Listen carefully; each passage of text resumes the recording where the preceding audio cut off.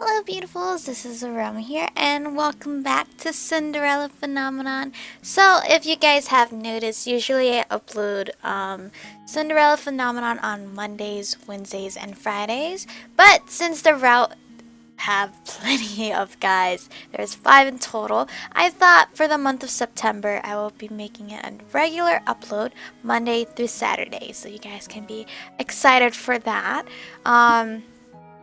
I'm quite excited because I am obsessed with this game, so it allows me to record even more, and I'm very excited for that. But anyway, let's continue on with Rumpel's story.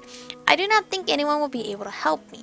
At the end of the night, when I finally have time to myself, I return to my room to rest. The next day I am sent right back to my chores. Rumpel is nowhere to be seen in the morning, and Anise says it's because he is tending to parfait. He appears later in the afternoon, still full of smiles and silly flattery as he goes back to serving. Excuse me, if you guys heard my burp. How does he have so much energy? At the end of the day, I plop down the CD to rest. My legs are weak from all the walking I have done today, and I can still feel the tiredness in my arms from all the swooping with Mr. Broom. Princess. I notice Anise standing beneath the doorway, smiling at me uncertainly. Thank you for your hard work today. Why is she thanking me for work I obviously do not want to do? It's not as if I've asked to do any of this. But you still help. Anise nervously shifts on her feet. So I just wanted to say thanks. When I do not make any effort to continue speaking with her, Anise gives her a nervous little nod before heading back toward her room. Not long after her departure, I hear an exuberant and familiar voice. I should count my lucky stars, for they are giving me a rare opportunity to meet with my lovely princess this late at night. I love this expression on him. I should have gone to my room. Rumpel stops before me, winking. The moonlight on your face makes your beautiful eyes sparkle like the most precious gold, princess. I am not in the mood for your flattery. But princess, flattery is just a compilation of compliments. Everyone loves compliments. I do not care for your compliments. Or Lady Anise's thanks, either. You heard that. You should learn to let people spoil you. I stare at him. That is the last thing I had ever expected anyone to say. My whole life I have been called spoiled and rotten, the Ice Princess. Even Delora and Parfait want me to do these good deeds because they think I'm incapable of goodness. I clench my fists and continue to stare at him, not understanding the swell of emotion inside of me. Why is he being so nice to me? Your first lesson is learning how to let people spoil you. He draws back his hand, reaches into his pocket, and presents me with a small yellow bag. What's this? For you, my sweet princess. I'm pretty sure I shouldn't take it, right? Or should I accept it, though? Because that's his lesson. We're gonna accept it. Why not? I'm not used to receiving gifts out of the blue. What a shame! I would give you so many gifts if I could, princess. Why? Because people are moved by gifts when they come from the heart. I take the small bag from Rumpel's hand and look at it for a few moments. Besides, this is both a thank you and an apology gift. A thank you for accepting me as your partner and an apology for my behavior yesterday. I don't remember what I did, but both you and the boy seemed frightened. Did I choose right? I look down the little bag, I open it up, and inside is a little white chocolate piece fashioned into the shape of a flower. A lily. It's not much, but you absolutely must accept it, princess. Otherwise my guilt would drown me in dark shadows of sorrow for the rest of time. Lilies are my favorite flower. They say you give a white lily to someone you enjoy spending time with. Oh, and in floral language, they also stand for purity and majesty. Winks at me. Perfect for you, princess. Why? Why what? Why would you give this to me? No matter what you say about doing nice things for people, I don't see how that applies to me. And why would you thank me for being your partner? I did not even want to be your partner at first. But you do now. I am unable to withhold my surprise. Rumpel raises an eyebrow, then sighs. Princess, you don't trust compliments, do you? Mother always told me that people were two-sided, that they'd say anything to make you believe that they were your friend. No? Never fear, my sweet princess. I'll make sure I compliment you until you learn to accept them. But, no buts. I derive my happiness from making ladies like yourself happy. The compliments they seem strange to you, but don't worry, you'll see it in time. I don't know if I chose correctly. See what? The connections between people. You assume I'm just a flirt, but I get to know an awful lot about people. It's the reason I can guess so much about you. What could Rumpel possibly know about me? So, what do you think? Are you more attracted to me now because of my mysterious aura, or my doctorly sophistication? He leans closer to me, his eyes sparkling. I don't think I chose right. Try again. Don't accept the gift. I cannot accept your gift. But Princess, my advice. You have no reason to spoil me. Princess, this is what I've been trying to explain to you all day. You don't need a reason to spoil someone. It doesn't always have to be about paying someone back. Rumpel smiles, a little sheepishly. Then he places the bag in my hand and curls my finger around it. You deserve nice things, Princess. You barely know me and yet you still say that? Barely know you? We may not have known each other personally, but that doesn't mean I don't know enough about you. Damn it, I was right! I should have chose no! This game! Because this game is so, it's like, no, you gotta be like standoffish at the very beginning, but then you have to like mold yourself into it. This is difficult. I'm giving you this gift because I truly want you to have it. Alright, we can skip all the way. Alright. I could be your own personal doctor. I will slap you if you touch me again. Rumpel pulls back and raises both of his hands in surrender, but the smile does not leave his face. You really are hopeless, aren't you? Do you think so? I thought that the events from today might have proven otherwise.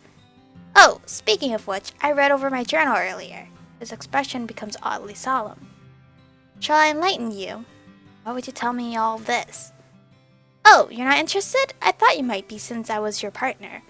If I don't listen, you'll still tell me regardless, so feel free to share. Rumpel sighs as he flips the journal open.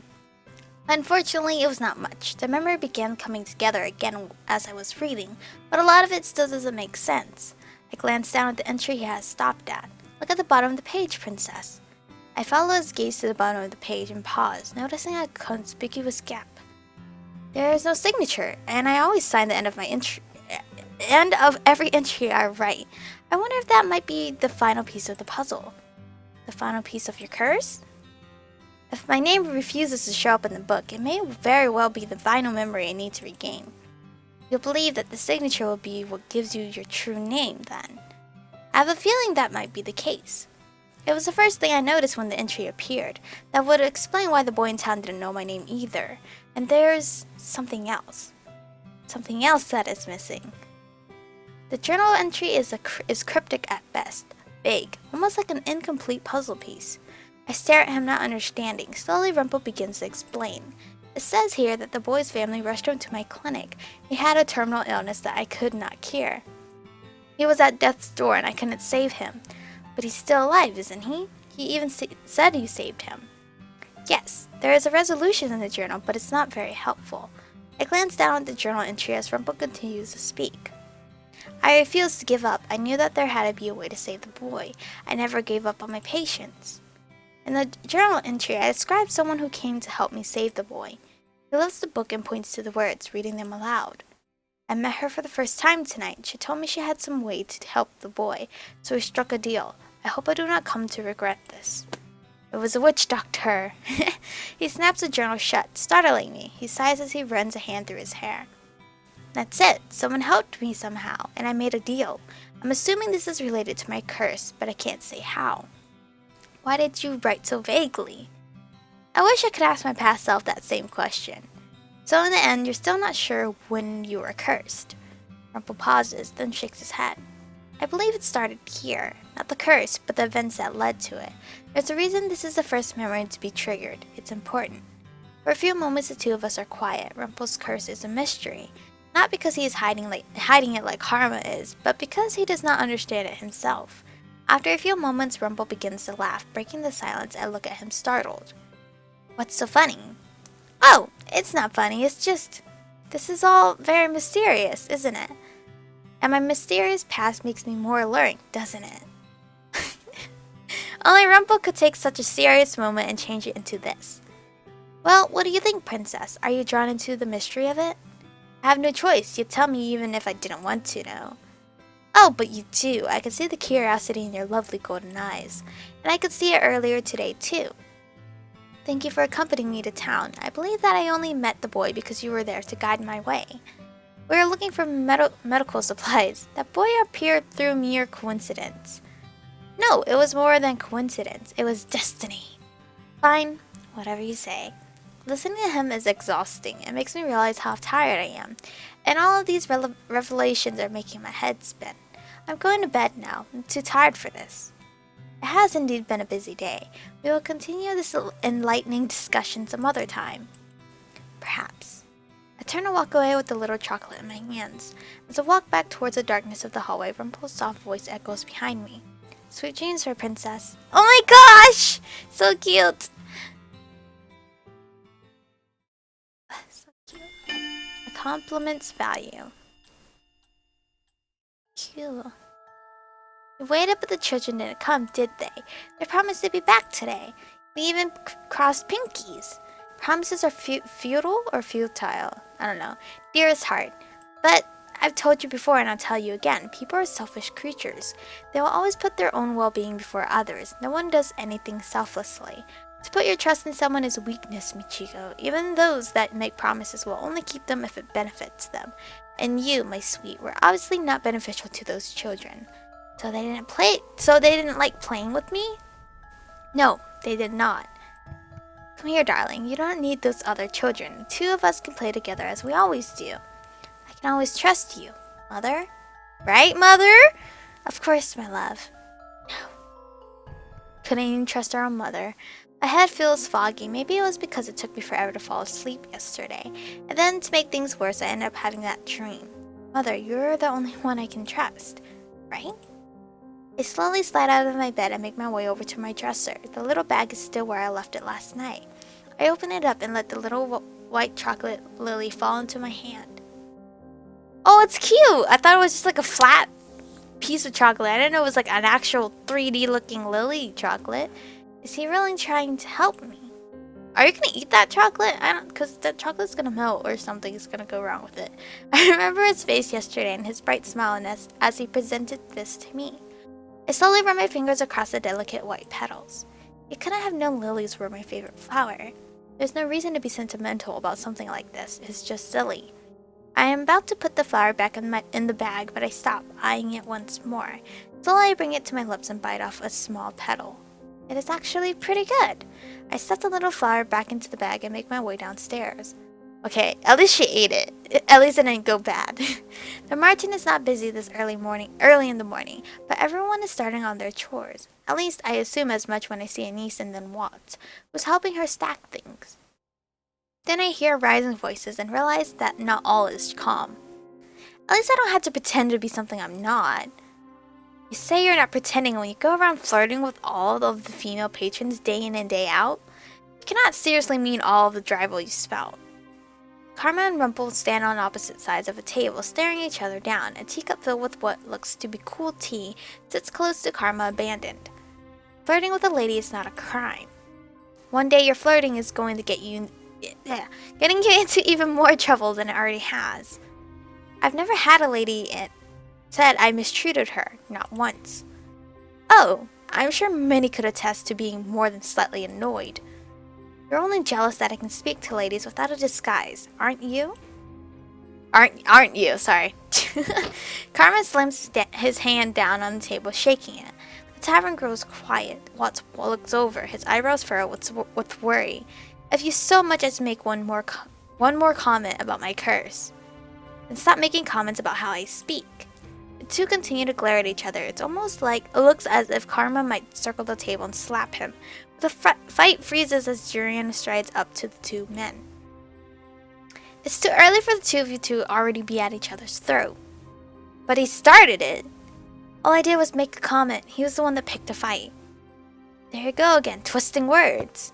Jurian stomps on the ground. The two men once again turn to look at her.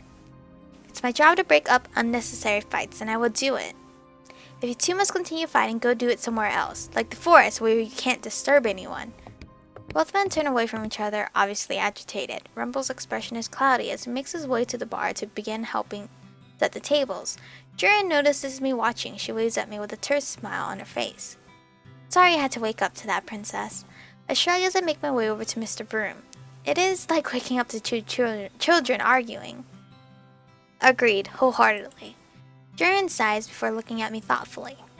Maybe you could have a word with Rumpel later. I have no idea how their argument even started, but maybe you can get to the bottom of it. I'm not a babysitter. But I'd heard the two of you were partners. Anyway, hopefully this doesn't happen again. Good luck with your work today, Princess. Jurin walks off, vigilant as always. I notice Garland looking at her from the bar, a slight frown on his face. I start working around the tavern, starting first with the cleaning and then with the stacking. Delora makes snide remarks about my slowness as I work, and I try my best to ignore her, while occasionally throwing her insults back at her. It is as if she has nothing better to do. The door to the tavern opens and Parfait steps inside with a bright smile. She looks more energetic than usual. I wonder if this is because of Rumpel's medicine suggestions. Later, I managed to catch Rumpel when the two of us both on break. He looked pleased to see me until I mentioned Karma. Why were the two of you fighting earlier? What a sad day it is that the princess talks about another man to my face. Just answer me. I was getting ready for the events of today, as always, speaking to the lovely woman who filter in and out of this place, when the beast appeared behind me. Even his insults are dramatic, but he's not wrong. Your flirting is distracting me, he proclaimed. Well, your flirting is annoying. But all I'm doing is complimenting women. I'm not impeding anyone's work. I thought that the only reason he was calling me out on such a thing was because he was actually jealous. You should have seen his scowl. And here we go. So I politely told him to mind his business, but he was relentless, and when he continued to insult my demeanor, well, I had to say something back, but I wasn't the one to start the fight. I swear they both really do sound like children. No doubt, Karma would be blaming Rumpel. Princess, you don't really think I'm so confrontational, do you? I think Karma is far more confrontational than Rumpel, but it does not help that Rumpel always snaps back at him. The two of you are both at fault. But Princess! In the end, you were still having a childish argument. I think that Rumpel might try to protest again, and I'm surprised when he shrugs his shoulders and sighs. Yes, it was childish, because that man is a child. I roll my eyes. Your irritated scowl chills my heart, Princess. I feel a tinge of excitement. I'm leaving now. There is really no point in having this conversation. It is a problem between Karma and Rumpel. They aren't children. They can figure this out on their own. Oh, Princess of my heart, why must you depart so early? I ignore Rumpel and leave him standing where he is as I return to my shift a little early. Honestly, I would much rather focus on work than Rumpel. He can be just as tiring, if not more. Though, after what happened last night, I don't think he is as terrible as I thought. The days go on and Rumpel and I speak only briefly during our breaks. Every day I eat another piece of the lily until only one is remaining. One afternoon, just before my break, Rumpel approaches me with a mischievous smile on his face. My lovely princess, how are you today? What do you want? What do you want? Your cold shoulder is enticing. I have one more table to serve. Do not bother me. But princess, I've decided I know exactly how to teach you to be good. All of your other lessons have been useless so far. Please, just trust me. To put my trust in someone is weakness. I'm going to teach you how to flirt. What? The first step to flirting is eye contact, princess. Wait, but why are you... Rumpel points at my customer, a young man sitting right beside the window. The second is a smile. Smile, princess, because I'm sure you look even more stunning when you do. Then you start a conversation with him. Hello, I didn't know there was a lily every time I moved over the shoe, because I usually just right click. Okay, anyway.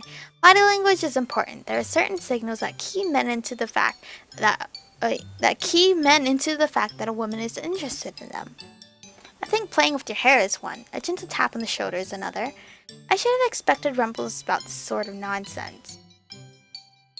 Princess, the customer's been waiting for a while now. Is something wrong? I noticed the customer look at me expectantly. He is just some man, a usual customer that I actually see often. Oh, and princess, don't forget the compliments. Make them as delicate and illustrative as you can. I move away from Rumpel before he can muddle my thoughts any further. Already my feet feel like lead. I find myself staring at the man for far too long. The way he stares back at me, his expression is so unreadable, suddenly makes me feel more uncomfortable. Do I really have to do what Rumpel says? Stop in front of the man and set down his tray, my eyes still on his. I do not have to follow Rumpel's advice, but for some reason my lips quirk. The smile on my lips, though, lasts all of a half a second. Are you okay? Not really, sir, because, this idiot over here is telling me to flirt with you, and I forgot to delete these, actually. I never went back to delete them. Don't flirt. Ma'am? My face is hot, but not with embarrassment. The more I think about it, Rumpel's proposal, the more irritated I become. It's nothing. His eyebrows fall a little bit as I frown at him. I never smile when I serve food, and everyone knows that. Perhaps for a few moments this man was hopeful. But hopeful for what exactly? Thank you for the food. I cannot believe that Rumpel wanted me to flirt with a man I do not even know. Just the thought of it makes me annoyed. I turn to stride away, my feet thumping too heavily on the floor. Princess! Leave me alone. Princess, we're not done. I don't care. I ignore everyone's gazes and make my way as quickly as possible, as I possibly can, up to the stairs into my room. There I collapse on my bed and lay there with my arms outstretched. Okay, I don't think that's right. I think I was supposed to flirt. You want me to flirt now, game? Here. I could feel Rumpel smiling at my back. If this were anyone else but him, I would think it was some kind of prank. But considering this is the way Rumpel acts all the time, maybe he's really trying to help me. I try to recall how he flirted with his customers before. Cannot help but notice you're alone, sir. I'm always alone. My heart is thumping far too loudly in my chest. What kind of things does Rumpel usually say? Madam, you're the most beautiful thief I have ever met, for it is you who has stolen my heart and stolen my gaze. Your eyes are more captivating than the stars, my sweet. If I could, I would stare into them forever and lose myself in their majesty. You remind me of a rose with the thorns, but the thorns are what makes the rose so alluring. All he does is spout complimentary gibberish. I will try to do the same. How is it that you would always be alone when you have such lovely eyes? Oh, that was smooth! That was so smooth! The customer stares at me baffled. I force myself to continue. Your eyes remind me of the leaves in fall as they flutter beneath the bright gaze of the sun, and... I stop. The words, nothing more than a shallow lie, make me feel strangely hollow. The man is just staring at me, but he looks uncomfortable. Still, I do not think he is anywhere near as uncomfortable as I am. Ma'am? Perhaps you would... My voice trails off. I bite my lips so hard I can taste something metallic. The man's expression is a mixture of awe and perplexity. I immediately turn away from him and walk off. My whole face is hot, and I can feel anger boiling deep down inside of me. I was supposed to flirt! This game is so confusing. This game is so confusing. There, I collapsed on my bed and lay there with my arms outstretched. Why would I have ever even thought of taking Rumpel's advice? I made someone feel good, though. Hours go by and eventually I realize that it's time to help a niece with the night chores. Now I am helping her restock some of the bottles that Waltz and Karma brought back from town. I hope a niece does not mention what happened earlier today. I slip out of bed and head down to the main area of the tavern. The room was mostly quiet by the time I go downstairs, Parfait and Delora talking at each other at a table. Carmen passes me by as I walk downstairs. He looks exhausted and oddly frustrated. I make my way over to Niece, who is already putting bottles on the shelves. Oh, Princess, are you okay now? I'm fine. Now, what did you need me to do? Niece explains how restocking works. She shows me the labels on the shelves and explains that the empty spots are where the new bottles go. It's not a hard job, and one I can easily do without thinking too hard. For a while, the only sounds that can be heard in the marching are the bottles clinking against each other. Underneath that is the murmuring between Parfait and Delora. I have no idea what they are talking about, but they look serious, so it must be something important. So Princess, can I ask what life was like at the palace? Right. She cannot remember working in the palace before. I don't mean to pry, I was just trying to make conversation. I would rather not. Oh, okay. Eventually, Parfait and Dolores stand from their seats and move to another room to continue the conversation. Anise breaks the silence again. The tavern is nice when it's quiet like this, isn't it? You can hear the sounds outside if you open a window.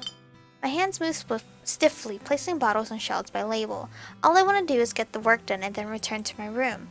It was like this at the old place that I used to work. I was hired by a rich family to be their maid. Their mansion was a beautiful place. You could hear the crickets if you were by the windows on the bottom floor. Seems like her memory has been twisted by my curse, so she cannot remember working at the palace.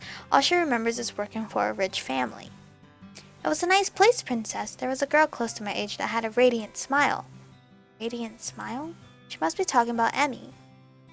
The head of the mansion is a really kind man, and she grows suddenly quiet, a look of confusion coming to her face. She pauses and shakes her head. I can't seem to remember everyone that was there, but I'm pretty sure they were all good people. At least, I like to think so. I was just a bad maid. She was. Because of her Dolores' dress was torn. I was too ashamed to tell one of the mistresses that I couldn't save her doll. Save her doll? Anise looks down, her smile wistful. I was fired on my first day because I couldn't save one of the mistress's dolls. I was the one cleaning her shelves that day, and when I went in and I saw a crow had come in through the open window, and was pecking at one of the dolls. I shooed it away, but I was too late. The doll had a little rip in its dress, and I was fired for not doing my job properly.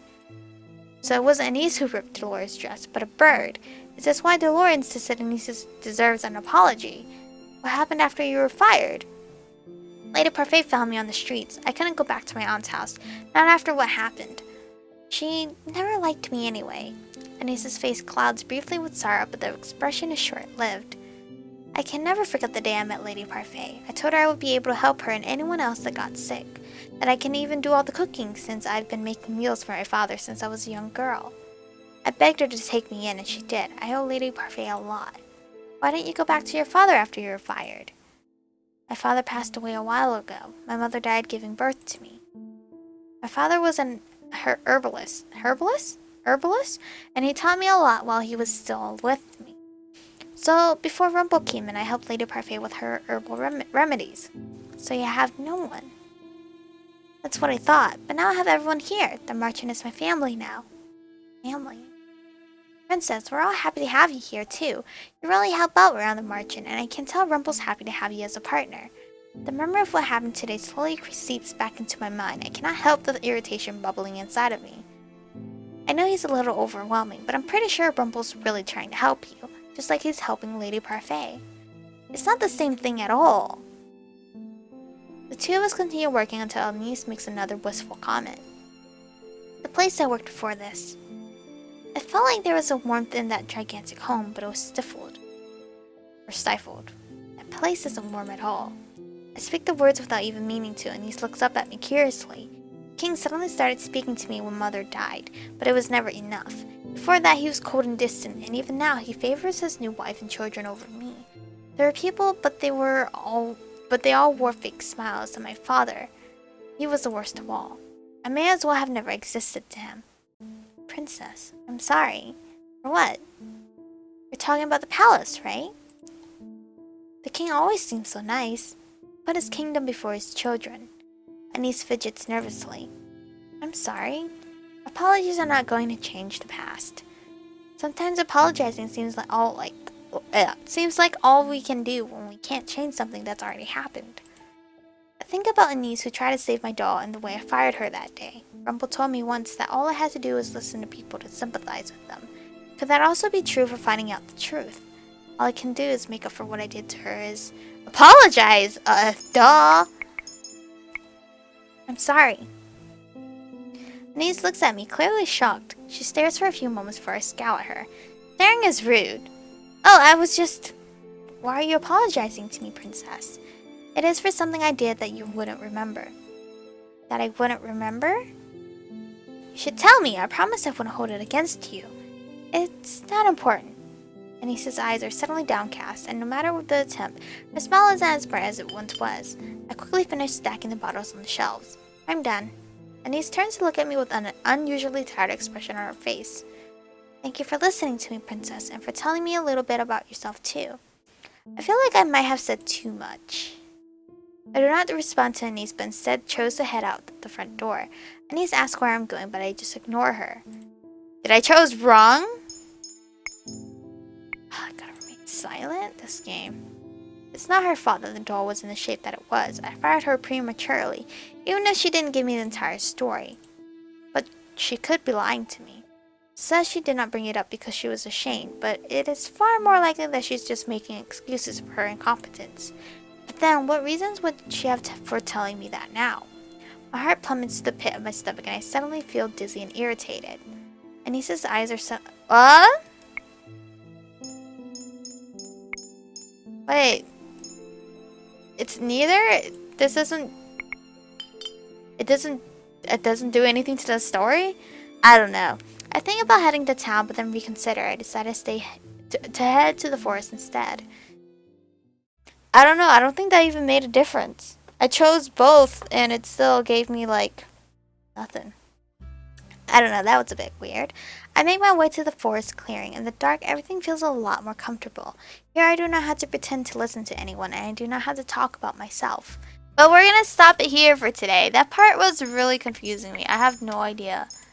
But I have that section saved up. If we don't get the best ending, I guess I'll just go all the way back here and see if that was the reason why. I'm not too sure. But anyway, thank you guys for watching. I hope you guys are excited for the whole month of September of daily Cinderella phenomenon, Monday through Saturday. Hopefully I keep up with it. But I will try my best. Anyway, thank you guys for watching. Stay beautiful. And I'll see you guys in the next one.